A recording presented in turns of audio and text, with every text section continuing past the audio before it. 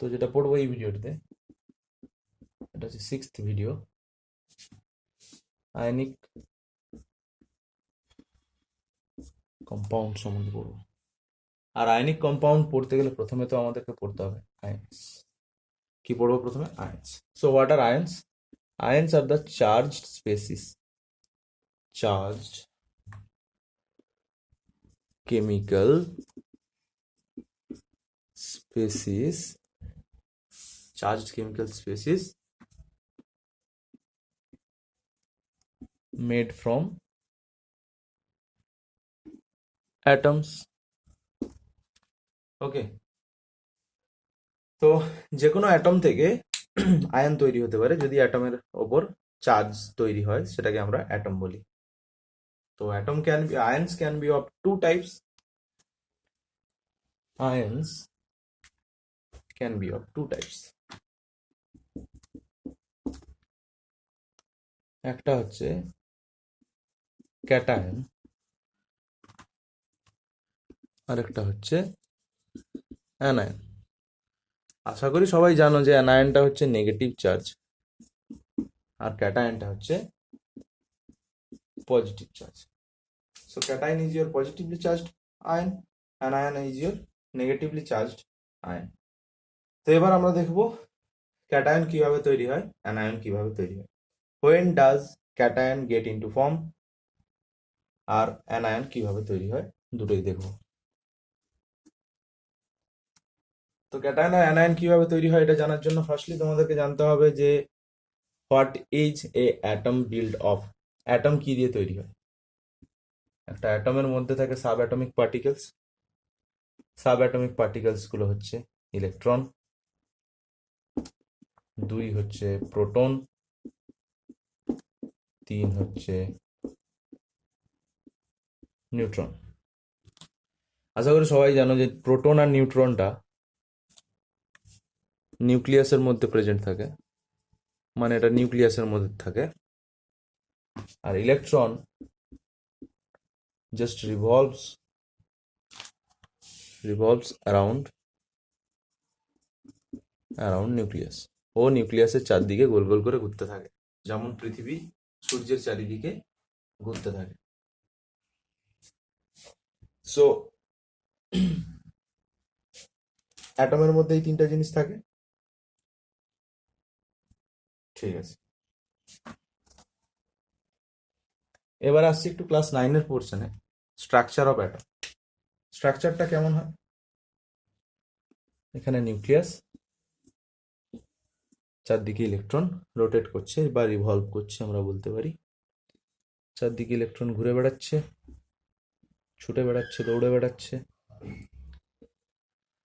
তো এবার দেখো একটা অ্যাটমের ক্ষেত্রে, ফর এ নিউট্রাল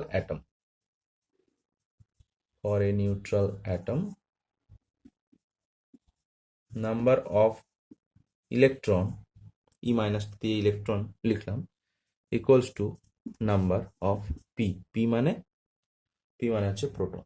তাহলে নাম্বার অফ ইলেকট্রন আর number of proton neutral atom same. You can not change the number of proton. তুমি নিউক্লিয়াসের মধ্যে তো আছে, নিউক্লিয়াসের মধ্যে নিউট্রন প্লাস প্রোটন আছে, তো তুমি নিউট্রন আর প্রোটনের নাম্বারটা চেঞ্জ করতে পারবে না। Number of neutron and number of proton get changed in case of radio active reaction. যদি রেডিও অ্যাক্টিভ রিয়াকশন হয় বা নিউক্লিয়ার রিয়াকশন হয়, তখনই নাম্বার অফ নিউট্রন আর প্রোটনের চেঞ্জ হতে পারে। Otherwise in general reaction, general chemical reaction যেগুলো আমরা পড়ে এসেছি, addition reaction, substitution reaction, displacement reaction, double displacement reaction, oxidation reaction, reduction reaction, এই যে এতগুলো টাইপের যে আমরা পড়ে এসেছি, এগুলো ছাড়াও আরেকটা টাইপ হচ্ছে রেডিও অ্যাক্টিভ ডিকে বা রেডিও অ্যাক্টিভ রিয়াকশন বা নিউক্লিয়ার রিয়াকশন বলি, যেটাতে অ্যাটম বম ফাংশন করে নিউক্লিয়ার রিয়াকশনে। ওই জাপানের উপরে হিরোশিমা নাগাসাকিতে যে অ্যাটম বোম ফেলা হয়েছিল, তো সেই অ্যাটম বোম কোন রিয়াকশন করে? সেটা হচ্ছে নিউক্লিয়ার রিয়াকশন করে। তো সেটা তো একটা আলাদা কনটেক্সট, আলাদা টপিক চলে গেল। তো সেটা অনেক হায়ার লেভেল কেমিস্ট্রি। কেউ যদি বোম বানাতে চাও, অ্যাটম বোম বানাতে চাও, তখন তোমাকে হায়ার কেমিস্ট্রি পড়তে হবে। তো রেডিও অ্যাক্টিভ রিয়াকশনগুলোকে যদি বাদ দেই, নিউক্লিয়ার রিয়াকশনগুলোকে যদি বাদ দেই, তাহলে আমাদের কাছে থাকছে যে এই যে টাইপগুলো আমরা পড়েছি, অক্সিডেশন, রিডাকশন, জেনারেল কেমিস্ট্রি যেগুলো থাকছে। তো জেনারেল কেমিস্ট্রির যে প্রসেসগুলো আছে ওগুলোতে আমরা কিন্তু নিউট্রন আর প্রোটনের নাম্বারকে চেঞ্জ করতে পারি না, কারণ তারা নিউক্লিয়াসের মধ্যে একটা স্ট্রং বন্ডে কনফাইন্ড থাকে, মানে একে অপরকে খুব স্ট্রং ফোর্স অফ অ্যাট্রাকশনে ধরে রাখে নিউট্রন আর প্রোটন নিজেদেরকে নিউক্লিয়াসের মধ্যে। তো কাকে চেঞ্জ করতে পারি? We can only change the number of atom. We can only change the number of atom. So number of atom can be changed. তাহলে ক্যাটায়ন আর অ্যানায়ন কিসের জন্য তৈরি হবে? নাম্বার অফ ইলেকট্রনের চেঞ্জের জন্য তৈরি হবে। তো একটা এক্সাম্পল নেব। কার নেব example? Sodium. Considering sodium.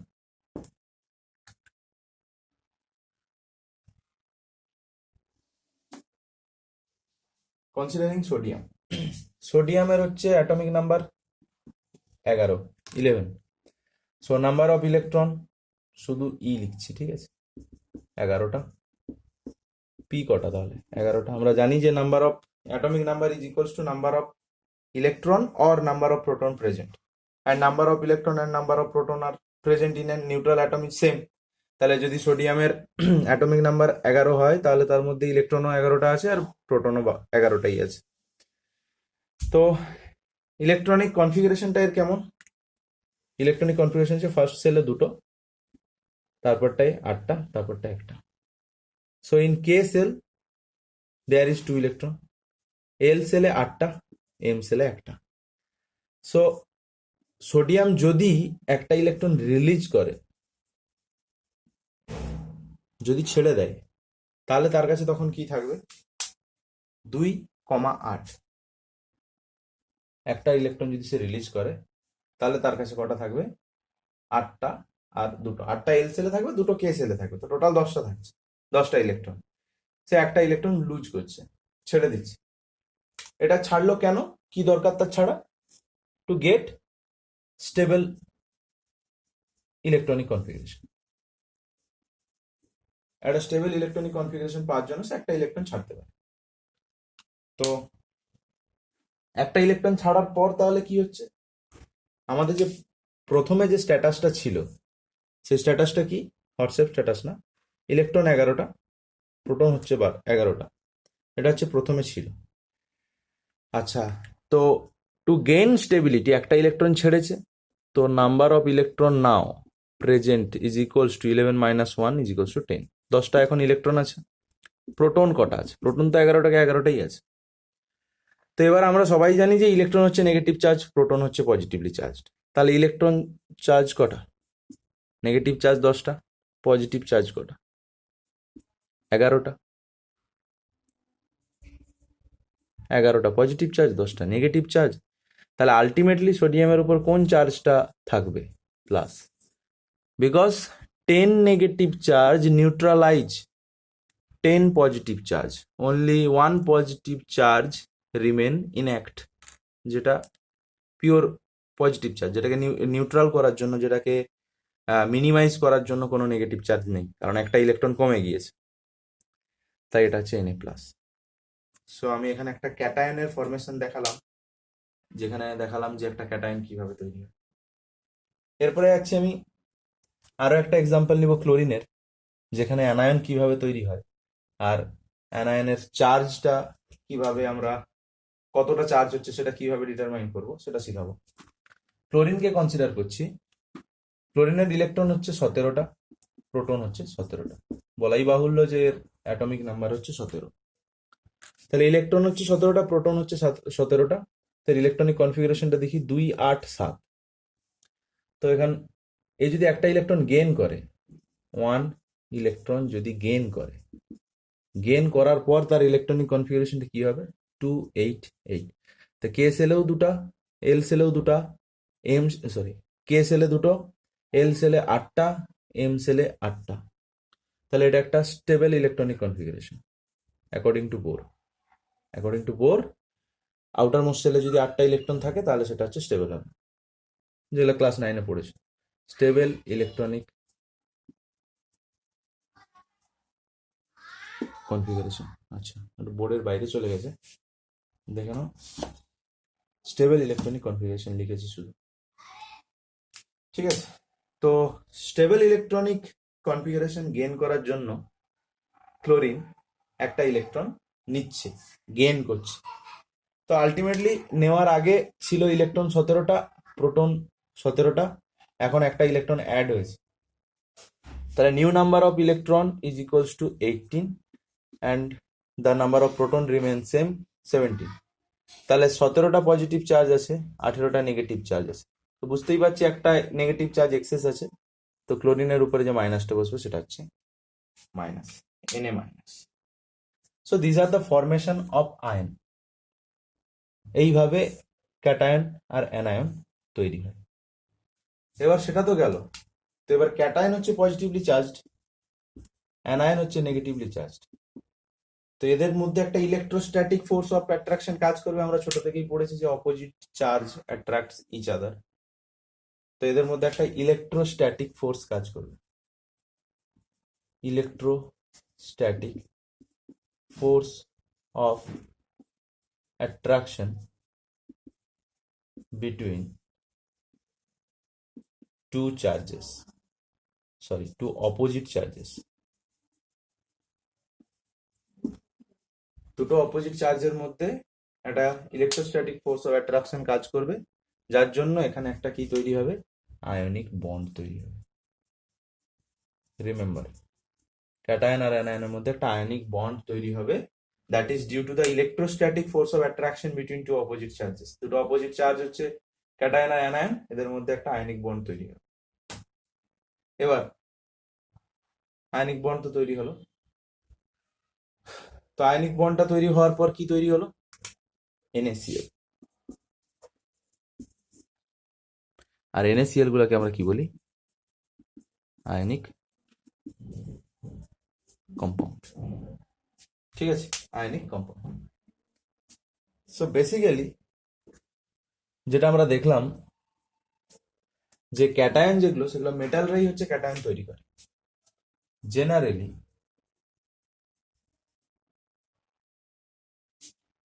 metal atom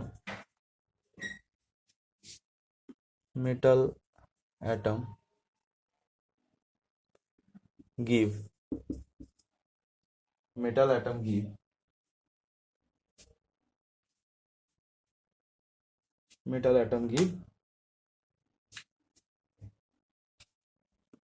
cation আর লিখতে পারি জেনারেলি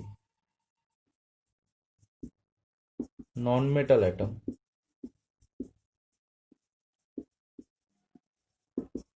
gives anion। ঠিক আছে, এই জন্যই বলেছে যে যখন একটা মেটাল আর একটা নন মেটালের সাথে রিয়াক্ট করে তখন আয়নিক কম্পাউন্ড তৈরি হয়। এবার আশা করি বুঝতে পারলে যে আয়নিক কম্পাউন্ড কিভাবে তৈরি হয়। একটা মেটাল যখন নন মেটালের প্রেজেন্সে আসে তখন মেটালের টেন্ডেন্সি হচ্ছে ক্যাটায়ন তৈরি করার, আর নন মেটালের টেন্ডেন্সি হচ্ছে অ্যানায়ন তৈরি করার। তো ক্যাটায়ন অ্যানায়ন তৈরি হয়ে গেলো, এবার এরা আয়নিক বন্ড কম্পাউন্ড তৈরি করলো, আয়নিক বন্ড তৈরি করলো, তারপরে আয়নিক কম্পাউন্ড তৈরি করলো। এবার যেটা বুঝতে হবে যে তাহলে generally metal atom give cation, তার মানে এটাও বলতে পারি যে generally metal atom have tendency to give electron or release electron, তাই তো। আর non metal have tendency to gain electron, তাই তো। তার জন্যই তারা হচ্ছে ক্যাটায়ন তৈরি করে, আর তার জন্যই এরা অ্যানায়ন তৈরি করে। তাহলে আলটিমেটলি কয়েকটা কথা ইম্পর্টেন্ট বেরোলো এখান থেকে, ইম্পর্টেন্ট কনক্লুশন, যে generally metal atom have tendency to lose electron, that's why they generally form cation, and generally non-metal atom have tendency to gain electron, that's why they form anion. And whenever a metal and non-metal reacts with each other, metal gives electron to the non-metal and finally a ionic compound get formed. তাহলে formation of NaClটা আমি দেখিয়ে দিচ্ছি, বাকি কয়েকটা তারপরে example করতে দিব তোমাদেরকে, তোমরা করবে। NaCl ফরমেশন,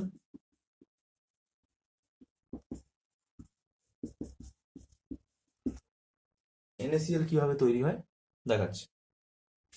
যখন সোডিয়ামকে ক্লোরিনের প্রেজেন্সে রাখা হয় তখনই NaCl তৈরি হয়। ব্যালেন্স করার জন্য এখানে 2 দাও, এখানে 2 দাও। মেটালের এর কি একটা ইলেকট্রন ছাড়ার টেন্ডেন্সি আছে, ক্লোরিন অ্যাটম আছে, এর একটা ইলেকট্রন গেইন করার টেন্ডেন্সি আছে। তো সোডিয়াম থেকে ক্লোরিনে একটা ইলেকট্রন ট্রান্সফার হবে, ইলেকট্রন ট্রান্সফার, ঠিক আছে। সো ইলেকট্রন ট্রান্সফার হওয়ার জন্য এখানে সোডিয়ামের কাছ থেকে ইলেকট্রন চলে গেছে, তো এটা কি হবে আলটিমেটলি Na প্লাস, ক্লোরিন একটা ইলেকট্রন গেইন করেছে, তাহলে কি হবে Na মাইনাস। এবার Na প্লাস আর Na মাইনাসের মধ্যে একটা বন্ড তৈরি করবে, কোনো বন্ড থাকে না এদের মধ্যে, অ্যাকচুয়ালি এটা ইলেকট্রোস্ট্যাটিক অ্যাট্রাকশন ফোর্সের দ্বারা কানেক্টেড থাকে। তো এটা হচ্ছে কনসেপ্ট ফরমেশন অফ NaCl। ওকে, তো এবার তোমরা একটা কাজ করো, কিভাবে KCl তৈরি হয় দেখাবে আমাকে খাতায় করে, কিভাবে MgCl2 তৈরি হয় সেটা দেখাবে, কিভাবে ম্যাগনেসিয়াম অক্সাইড তৈরি হয় সেটা দেখাও, আর কিভাবে অ্যালুমিনিয়াম ক্লোরাইড তৈরি হয় AlCl3 সেটা দেখাও। এই 4টা কম্পাউন্ড আমাকে করে দেখাও সবাই, ঠিক আছে। সবাই মানে সবাই, ইনক্লুডেড দীপস্মিতা, যে কিনা আর হচ্ছে কি মোনালিসা, যারা দুজন কিনা আমাকে পড়া দেয় না, ঠিক আছে। তো করবে, আমি এবারে কিছু জিস্ট করব, আয়নিক কম্পাউন্ডের কিছু প্রপার্টিজ লিস্ট আউট করছি, তোমাদের হেল্প করবে। আয়নিক বন্ড, তাহলে আয়নিক বন্ড সম্বন্ধে যে যে জ্ঞানগুলো আমরা প্রাপ্ত করলাম সেগুলো হলো যে ionic transfer of electron takes place, transfer of electron 1 number point, transfer of electron হয়। 2 নম্বর পয়েন্ট কি, 2 নম্বর পয়েন্ট হচ্ছে electrostatic force of attraction is the কি অফ আয়নিক বন্ড, মানে আয়নিক বন্ডটা তৈরি হওয়ার পিছনে ইলেকট্রোস্ট্যাটিক ফোর্স অফ অ্যাট্রাকশনের বহুত বড় হাত আছে, অনেক বড় হাত, এই এত বড় হাত, তার থেকেও বড় হাত আছে। আচ্ছা, 3 নম্বর পয়েন্ট যেটা, 3 নম্বর পয়েন্ট হচ্ছে আয়নিক বন্ড get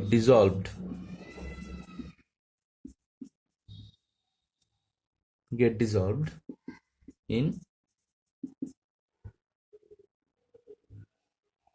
water, ঠিক আছে। তার মানেটা কি দাঁড়ালো, বলছে যখন তুমি NaCl কে, আচ্ছা একটু জায়গা শর্টেজ হয়ে যাচ্ছে, এই প্রপার্টিটা নোট করে নিবে, আমি এটা মুছে দিচ্ছি, বোঝাতে হবে একটু, 3rd পয়েন্টটাকে বোঝাবো, এটাই লাস্ট পয়েন্ট, আর কোনো পয়েন্ট লিখছি না, এই 3টেই পয়েন্ট আছে। তো ধরো NaCl, এটা তো একটা আয়নিক কম্পাউন্ড, এবার যখন একে জলে ডিজলভ করবে, মানে জলে যখন গুলবে, একে জলের মধ্যে দিবে, তখন Na প্লাস আর Cl মাইনাস সেপারেট হয়ে যাবে, ঠিক আছে। এটার কারণ কি, কারণ NaCl যে বন্ডটা আছে তার মধ্যে একটা ক্যাটায়ন আছে, একটা অ্যানায়ন আছে।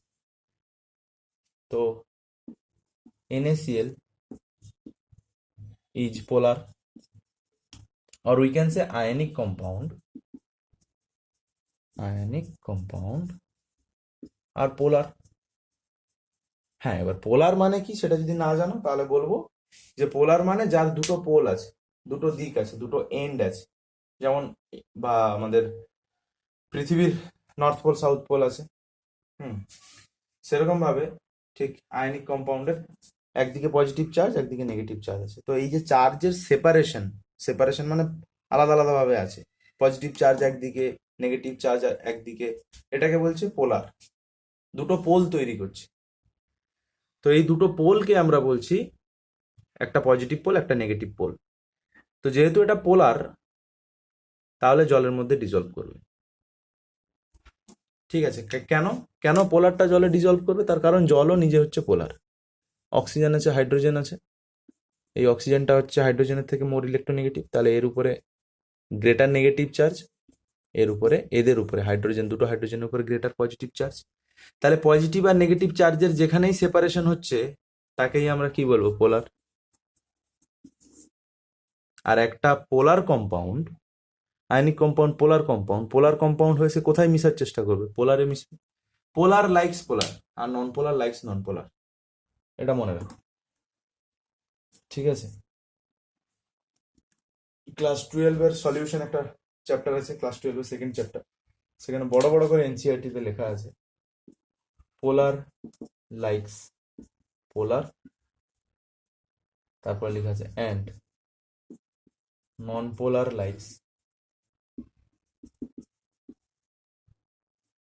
নন পোলার। তার মানে যারা পোলার কম্পাউন্ড তারা পোলার সলভেন্টে বা পোলার কম্পাউন্ডের মধ্যেই ডিজলভ করবে, আর যারা নন পোলার তারা নন পোলার কম্পাউন্ডের মধ্যেই ডিজলভ করবে। ঠিক আছে, তো এটা হচ্ছে তাদের জন্মগত নেচার, ইন্ট্রিনজিক ক্যারেক্টার, পোলার লাইকস পোলার, নন পোলার লাইকস নন পোলার। ঠিক আছে, তো এটা তো একে অপরকে পছন্দ করে, এটার কোনো কারণ নেই। এবার নন পোলার কিভাবে নন পোলারে ডিজলভ হয়, বা একটা এমন কোনো একটা এক্সাম্পল যেটা কিনা নন পোলারে ডিজলভ করে, এরকম কোনো এক্সাম্পল যদি তোমাদের জানা থাকে তাহলে আমাকে বলতে পারো। ঠিক আছে, আমাকে মেসেজের থ্রু হোয়াটসঅ্যাপে জানাতে পারো যে স্যার আমি জানি একটা নন পোলার কম্পাউন্ড যেটা কিনা আর একটা নন পোলার কম্পাউন্ডের মধ্যে ডিজলভ হয়ে যায়, গুলে যায়। ঠিক আছে, যেমন নুন, NaCl জলের মধ্যে দিলে জলে গুলে যায়। NaCl কে তো আর দেখতে পাই না, নিশ্চয়ই জলের মধ্যে দিলে ডিজলভ হয়ে যায়, ওটাকে গুলে যাওয়া বলে। ডিজলভ মানে গুলে যাওয়া। তো যেমন একটা পোলার কম্পাউন্ড পোলার মলিকিউলে ডুবে যায়, গুলে যায়, ডিজলভ হয়ে যায়, ঠিক তেমনি নন পোলারও আবার নন পোলার মলিকিউলসের মধ্যে ডিজলভ হয়ে যেতে পারে। তো সেটার যদি কোনো এক্সাম্পল তোমাদের জানা থাকে তাহলে আমাকে জানাও। আর যে এক্সাম্পলগুলো তোমাদেরকে করতে দিয়েছি সেই এক্সাম্পলগুলো একটু করে পাঠাও।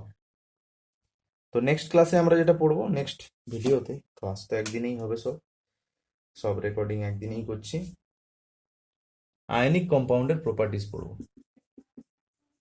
আয়নিক কম্পাউন্ডের প্রপার্টিস, এটা হচ্ছে নেক্সট ভিডিওতে পড়বো।